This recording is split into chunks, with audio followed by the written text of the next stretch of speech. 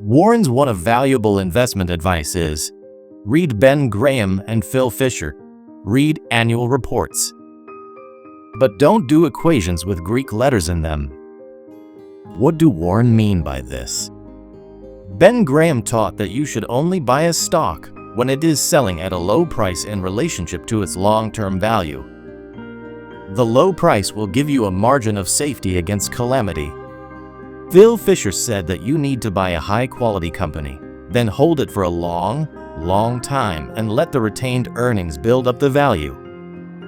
Warren took Ben's buy at a low price to get a margin of safety and married it to Phil's buy the highest quality company and hold it forever, and ended up with buy high-quality companies at low prices in relation to their values and then hold them for a long time. This is one of those equations where the sum is greater than its parts. Warren ended up making far more money than either Ben or Phil, who were master investors of their day.